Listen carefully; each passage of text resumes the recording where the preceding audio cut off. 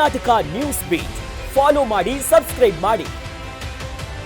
ಹಿರಿಯ ನಿರ್ದೇಶಕ ಎನ್.ಎಸ್. ಶಂಕರ್ ಅವರು ಇನ್ನಿಲ್ಲ. ಉಲ್ಟಾ ಪುಲ್ಟಾ ಖ್ಯಾತಿಯ ನಿರ್ದೇಶಕ ನಿಧನರಾಗಿದ್ದಾರೆ. ಹಿರಿಯ ನಿರ್ದೇಶಕರಾಗಿರುವಂತಹ ಎನ್.ಎಸ್. ಶಂಕರ್ ಅವರು ಕೊನೆಯುಸಿರನ್ನ ಎತ್ತಿದ್ದಾರೆ. ಉಲ್ಟಾ ಪುಲ್ಟಾ ಖ್ಯಾತಿಯ ನಿರ್ದೇಶಕ ಶಂಕರ್ ಹೃದಯಾಘಾತದಿಂದ ನಿರ್ದೇಶಕ ಶಂಕರ್ ಅವರು ನಿಧನರಾಗಿರುವುದು. ಪತ್ರಕರ್ತರಾಗಿಯೂ ಕೂಡ ಶಂಕರ್ ಅವರು ಗುರುತಿಸಿಕೊಂಡಿದ್ದರು. ಹೆಸರಾಂತ ಮಾಧ್ಯಮ ಸಂಸ್ಥೆಗಳಲ್ಲಿ ಶಂಕರ್ ಅವರು ಸೇವೆ ಸಲ್ಲಿಸಿದ್ದಾರೆ. ಅಪಾರವಾದಂಥ ಒಂದಷ್ಟು ಅಭಿಮಾನಿಗಳನ್ನ ಕೂಡ ಹೊಂದಿದ್ರು. ತನ್ನದೇ ಆದಂಥ ಹೆಸರನ್ನ ಮಾಡಿದ್ರು. ಹಿರಿಯ ನಿರ್ದೇಶಕರು ಕೂಡ ಹೌದು ಶಂಕರ್ ಅವರು. ಆದರೆ ಹೃದಯಾಘಾತದಿಂದ ಮೃತಪಟ್ಟಿದ್ದಾರೆ. ಹಿಂದೆ ಪತ್ರಕರ್ತರು ಕೂಡ ಆಗಿದ್ರು. ಅನೇಕ ಘಟಾನುಘಟಿ ಸಂಸ್ಥೆಗಳಲ್ಲಿ ಕೆಲಸ ಮಾಡಿಕೊಂಡು ತನ್ನ ಕಾರ್ಯ ಮೂಲಕವಾಗಿಯೇ ಚರ್ಚೆಯಲ್ಲಿದ್ದವರು. ಇವರ ಜನನ ಶಿವಮೊಗ್ಗದಲ್ಲಾಗುತ್ತೆ.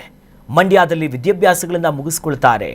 ಪ್ರಜಾವಾಣಿ, ಲಂಕೇಶ್ ಪತ್ರಿಕೆಗಳಲ್ಲಿ ಬಹಳಷ್ಟು ಹೆಸರುವಾಸಿಯಾಗಿದ್ದರು. ತನ್ನ ಪತ್ರಿಕೋದ್ಯಮದ ವೃತ್ತಿ ಶುರು ಮಾಡಿದಂತ. ಆದರೆ ಕೆಲವು ದಿನಗಳಿಂದ ಇವರಿಗೆ ಅನಾರೋಗ್ಯದಿಂದ ಬಳಲ್ತಾ ಇದ್ರಂತೆ. ಆರೋಗ್ಯ ಸರಿ ಇರಲಿಲ್ಲ. ಶಂಕರ್ ನಿಧನಕ್ಕೆ ಪತ್ರಕರ್ತರ ಸಂಘ, ಚಿತ್ರೋದ್ಯಮ ಈಗ ಕಂಬನಿಯನ್ನ ಮಿಡಿತಾ ಇದೆ. ನಿರ್ದೇಶಕರಾಗಿ ಸಿನಿಮಾದಲ್ಲಿ ಸೈ ಅನ್ಸ್ಕೊಂಡಿದ್ರು. ಪತ್ರಕರ್ತನಾಗಿ ತನ್ನ ಬರವಣಿಗೆ ಮೂಲಕ ಹೆಸರುವಾಸಿ ಆಗಿದ್ರು. ಅಪ್ಡೇಟ್ಸ್ ಇದೆ, ನೋಡ್ತಾ ಹೋಗೋಣ. ಇದೀಗ ಎನ್.ಎಸ್. ಶಂಕರ್ ಅವರ ನಿಧನಕ್ಕೆ ಮುಖ್ಯಮಂತ್ರಿಗಳು ಕೂಡ ಸಂತಾಪವನ್ನು ಸೂಚಿಸಿದ್ದಾರೆ.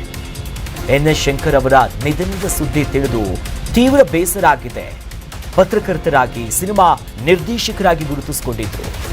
ಜನಪ್ರಿಯ ಅಂಕಣಕಾರರಾಗಿಯೂ ಕೂಡ ಗುರುತಿಸಿಕೊಂಡಂತವರು ಶಂಕರ್ ಅವರು. ದಲಿತ ಸಾಹಿತ್ಯ ಕ್ಷೇತ್ರಕ್ಕೆ ಪ್ರಶಂಸನೀಯ ಕೃತಿಗಳ ಕೊಡುಗೆಯನ್ನ ಕೊಟ್ಟಂತವರು. ಭಗವಂತ ಮೃತರ ಆತ್ಮಕ್ಕೆ ಸದ್ಗತಿಯನ್ನ ಕೊಡ್ಲಿ. ಈ ರೀತಿಯಾಗಿ ಎಕ್ಸ್ನಲ್ಲಿ ಪೋಸ್ಟ್ ಮಾಡಿ ಸಿಎಂ ಡಿ.ಕೆ. ಶಿವಕುಮಾರ್ ಅವರು ಸಂತಾಪವನ್ನ ಸೂಚಿಸಿದ್ದಾರೆ. ಶಂಕರ್ ಅವರ ಸೇವೆ ಅನನ್ಯ. ಲೇಖನಿಯ ಮೂಲಕ ಸಮಾಜದ ವಿದ್ಯಮಾನಗಳನ್ನು ವಿಶ್ಲೇಷಿಸುತ್ತಾ ಸದಾ ಬೌದ್ಧಿಕ ಮತ್ತು ವೈಚಾರಿಕ ಆಲೋಚನೆಗಳಿಗೆ ಮುನ್ನುಡಿಯನ್ನ ಬರ್ತಿದ್ದಂಥವರು. ಕ್ರಿಯಾಶೀಲ ವ್ಯಕ್ತಿಯಾಗಿದ್ದರು ಶಂಕರ್ ಅವರು. ಬಹಳ ಬೇಸರ ಆಗ್ತಿದೆ. ಪತ್ರಕರ್ತರಾಗಿ, ಸಿನಿಮಾ ನಿರ್ದೇಶಕರಾಗಿ, ಜನಪ್ರಿಯ ಅಂಕಣಕಾರನ ಗುರುತಿಸಿಕೊಂಡಿದ್ರು. ಕನ್ನಡ ದಲಿತ ಸಾಹಿತ್ಯಕ್ಕೆ ಬಹಳಷ್ಟು ಕೊಡುಗೆ ಕೊಟ್ಟಿದ್ದಾರೆ. ಅವರ ಅಗಲಿಕೆ ಮಾಧ್ಯಮ ಕ್ಷೇತ್ರಕ್ಕೆ, ಸಾಹಿತ್ಯ ವಲಯಕ್ಕೆ ತುಂಬಲಾರದ ನಷ್ಟ ಇದು. ಭಗವಂತ ಅವರ ಆತ್ಮಕ್ಕೆ ಶಾಂತಿ ಸಿಗಲಿ ಅಂತ ಎಕ್ಸ್ನಲ್ಲಿ ಪೋಸ್ಟ್ ಮಾಡಿ ಸಂತಾಪವನ್ನು ಸಿಎಂ ವ್ಯಕ್ತಪಡಿಸಿದ್ದಾರೆ. ಇದಕ್ಕೆ ಸಂಬಂಧಪಟ್ಟಂತೆ ನಮ್ಮ ಪ್ರತಿನಿಧಿ ಕಾರ್ತಿಕ್ ದೂರವಾಣಿ ಸಂಪರ್ಕದಲ್ಲಿ ಜಾಯ್ನ್ ಆಗಿದ್ದಾರೆ. ಕಾರ್ತಿಕ್, ಇವರ ಆರೋಗ್ಯ ಸ್ಥಿತಿ ಮೊದಲು ಹೇಗಿತ್ತಂತೆ? ಕುಟುಂಬದ ಮೂಲಗಳು ಏನು ಹೇಳ್ತಾ ಇದೆ? ಸದ್ಯ ಚಿತ್ರರಂಗದಲ್ಲಿ ಈ ನೋವು ಎಷ್ಟರ ಮಟ್ಟಿಗೆ ಈಗ ಆವರಿಸ್ಕೊಂಡಿದೆ ಅಂತ? ಹೌದು ಅಖಿಲೇಶ್, ನಮ್ಮ ಕನ್ನಡ ಚಿತ್ರರಂಗದ ಪಾಲಿಗೆ ಒಂದೇ ದಿನ ಎರಡೆರಡು ಶಾಕಿಂಗ್ ನ್ಯೂಸ್ ಅಂತ ಹೇಳ್ಬೋದು. ಒಂದು ಕಡೆ ಅಂತ ದಿಗ್ಗಜ ನಿರ್ದೇಶಕರು ಎನ್.ಎಸ್. ಶಂಕರ್ ಅವರು ಹೃದಯಾಘಾತದಿಂದ ತೀರ್ಕೊಂಡಿದ್ದಾರೆ. ಇನ್ನೊಂದು ಕಡೆ ಖ್ಯಾತ ನಿರ್ಮಾಪಕರಾಗಿರುವಂತಹ ಬಾಮ ಹರೀಶ್ ಅವರ ಪುತ್ರ ಉಲ್ಲಾಸ್ ಅವರು ಇಹಲೋಕ ತ್ಯಜಿಸಿದ್ದಾರೆ. ಈ ವಿಷಯವನ್ನ ಅರಗಿಸ್ಕೊಳ್ಳೋದಕ್ಕೆ ಸ್ಯಾಂಡಲ್ವುಡ್ಗೆ ಈಗ ಆಗ್ತಾ ಇಲ್ಲ. ಈಗಷ್ಟೇ ಕರ್ನಾಟಕ ಚಲನಚಿತ್ರ ವಾಣಿಜ್ಯ ಮಂಡಳಿ ಮತ್ತೆ ಪತ್ರಕರ್ತರ ಸಂಘ ಬಂದು ಎನ್.ಎಸ್.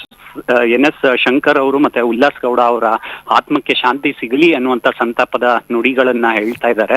ಎನ್.ಎಸ್. ಶಂಕರ್ ಅವರ ಒಂದು ಸಿನಿ ಗ್ರಾಫ್ ನ ನೋಡ್ತಾ ಬಂದ್ರೆ ಬಹುಶಃ ಕನ್ನಡ ಚಿತ್ರರಂಗ ಇವತ್ತು ಎಂತ ಒಂದು ಅಮೂಲ್ಯವಾದ ರತ್ನವನ್ನ ಕಳೆದುಕೊಂಡಿದೆ ಅಂತ ನಾವು ಯೋಚನೆ ಮಾಡಬಹುದು. ಏನಕ್ಕಂದ್ರೆ ಈಗ ಸಿನಿಮಾ ರಂಗದಲ್ಲಿ ಕೆಲಸ ಮಾಡೋರು ಬರೀ ಸಿನಿಮಾಗಷ್ಟೇ ಸೀಮಿತವಾಗಿರ್ತಾರೆ. ಆದ್ರೆ ಎನ್.ಎಸ್. ಶಂಕರ್ ಅವರು ಕನ್ನಡ ಚಿತ್ರರಂಗದ ಅಜಾತ ಶತ್ರುವಾಗಿ ಎಲ್ಲಾ ರಂಗದಲ್ಲೂ ಕೈ ಆಡಿಸಿದವರು. ವಿಶೇಷವಾಗಿ ಪತ್ರಿಕೋದ್ಯಮದ ವಿಷಯವನ್ನ ತೆಗೆದುಕೊಂಡ್ರೆ ಲಂಕೇಶ್ ಪತ್ರಿಕೆ ಮತ್ತೆ ಪ್ರಜಾವಾಣಿ, ಮುಂಗಾರು ಪತ್ರಿಕೆಗಳಲ್ಲಿ ತುಂಬಾ ಹೆಸರುವಾಸಿಯಾಗಿತ್ತು. ಮತ್ತೆ ಒಂದು ವಸ್ತುನಿಷ್ಠತೆಯನ್ನ ತಮ್ಮ ಕೆಲಸದಲ್ಲಿ ಹೇಗೆ ಕಾಪಾಡ್ಕೊಳ್ಬೇಕು ಅನ್ನೋ ದಾರಿಯಲ್ಲೇನೆ ಯಾವಾಗ್ಲೂ ಶಂಕರ್ ಅವರು ಕೆಲಸ ಮಾಡ್ತಾ ಸಾಗಿದ್ರು. ಮತ್ತೆ ಉಲ್ಟಾ ಪಲ್ಟಾ ಸಿನಿಮಾ ಮಾಡಿದ ತಕ್ಷಣ ಅವ್ರಿಗೆ ಸಿನಿಮಾದಲ್ಲೂ ಒಂದು ವೇ ಓಪನ್ ಆಗುತ್ತೆ. ಮತ್ತೆ ಕಾಮಿಡಿ ಚಿತ್ರಗಳು ಕೂಡ ಕಮರ್ಷಿಯಲಿ ಎಷ್ಟರ ಮಟ್ಟಿಗೆ ಸೌಂಡ್ ಮಾಡಬಹುದು ಅನ್ನುವಂಥ ಒಂದು ವಿಶೇಷವಾದ ಸಂಗತಿಗೆ ಅವರು ದಾರಿ ಮಾಡಿಕೊಡ್ತಾ ಹೋಗ್ತಾರೆ. ಅದಾದ್ಮೇಲೂ ಕೂಡ ಸುಮಾರು ಸಿನಿಮಾಗಳಲ್ಲಿ ಅವರು ಲೇಖನ ವಿಭಾಗದಲ್ಲಿ ಕೆಲಸ ಮಾಡ್ತಾ ಹೋಗ್ತಾರೆ. ಜೊತೆಗೆ ಈಗ ದುನಿಯಾ ವಿಜಯ್ ಅವರ ಜೊತೆ ಜಾನಿ ಮೇರಾ ನಮ್ ಪ್ರೀತಿ ಮೇರಾ ಕಾಮ್ನಲ್ಲೂ ಕೂಡ ಅವರು ಕೊನೆ ಬಾರಿ